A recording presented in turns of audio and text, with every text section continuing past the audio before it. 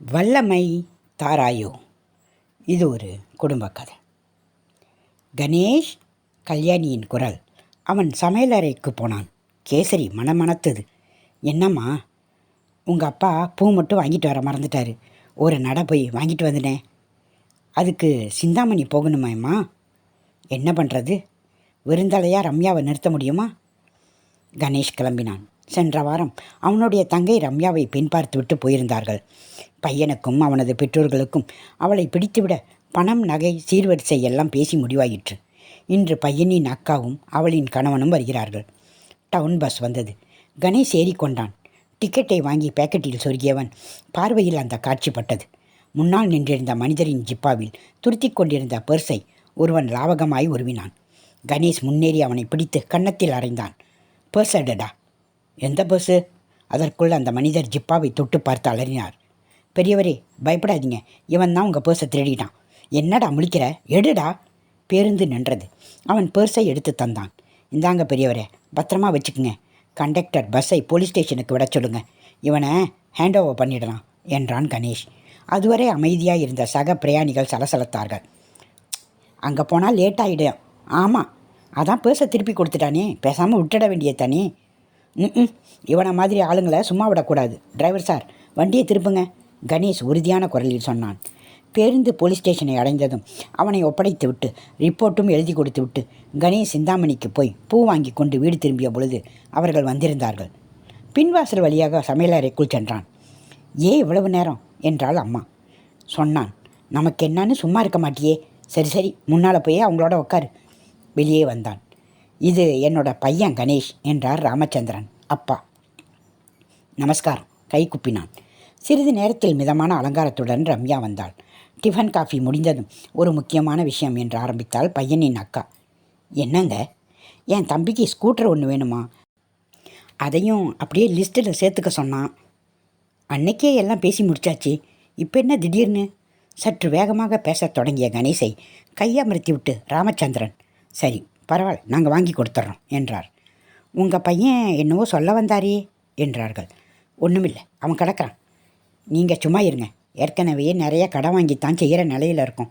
இதில் நீங்கள் பாட்டுக்கு நினச்சி கேட்டால் நாங்கள் என்ன பண்ணுறது என்றான் கணேஷ். ஊர் உலகத்தில் யாரும் கேட்காததையா கேட்குறோம். என் தம்பிக்கு இன்னும் அதிகமாக சீர்வரிசை செய்து பொண்ணு கொடுக்க நிறைய பேர் தயாராக இருக்காங்க. அப்போது அங்கேயே போய் பொண்ணு எடுத்துக்கோங்க என்றான் கணேஷ். கணேஷ் என்றார் ராமச்சந்திரன் பதறிப்போய்.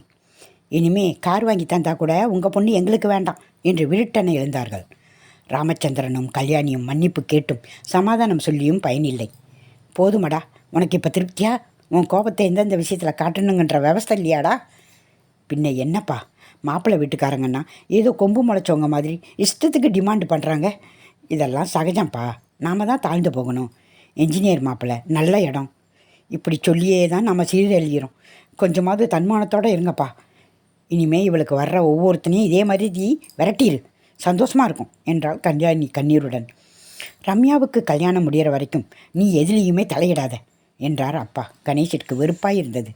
செருப்பை மாட்டிக்கொண்டு வெளியேறி கால் போன போக்கில் நடந்தான். மனம் அலைபாய்ந்தது. அவசரப்பட்டுட்டேனா? சற்று பொறுமையாக இருந்திருந்தா ரம்யாவுக்கு இந்த இடமே அமைஞ்சிருக்குமோ? நோ, இது இல்லாட்டா இன்னொரு இடம். அதுக்காக அவங்க சொல்கிறதுக்கெல்லாம் தலையாட்டணுமா என்ன?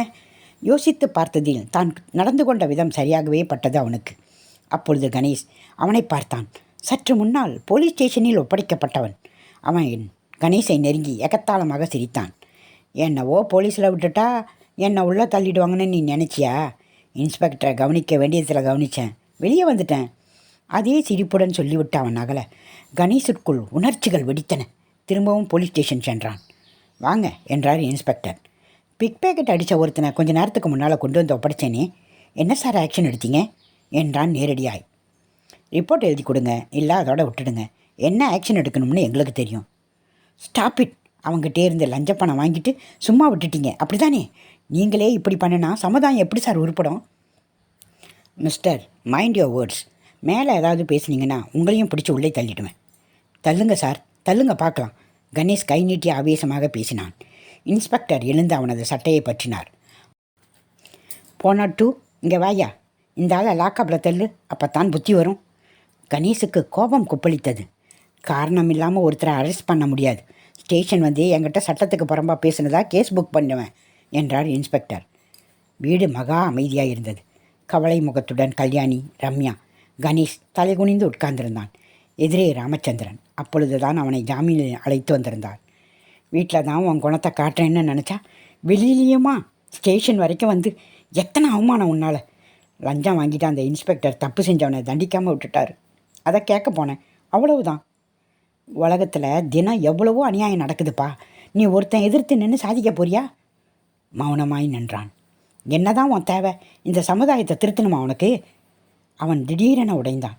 இல்லைப்பா, இப்போ என்னோட தேவையெல்லாம் அக்கிரமத்தை கண்டு சீரியலாத மனசு, மற்றவங்கள போல் எல்லாத்தையும் சகிச்சுக்கிட்டு குட்ட குட்ட குனிஞ்சி தாங்கிக்கிற பொறுமை, யார் எக்கெடு கெட்டு போனால் எனக்கு என்னான்ற நம்ப வரைக்கும் நாம் சந்தோஷமாக வாழ்ந்தா போதுங்கிற சுயநலம், இதுதான் இந்த கணம் எனக்கு வேணும். அது ஆண்டவன் எனக்கு கொடுத்தா போதும்பா சொல்லிவிட்டு மடியில் முகம் புதைத்து கணேஷ் அழத் தொடங்க அவனை பார்த்து ஆத்திரப்படுவதா இல்லை பரிதாபப்படுவதா என புரியாமல் நின்றார் ராமச்சந்திரன்.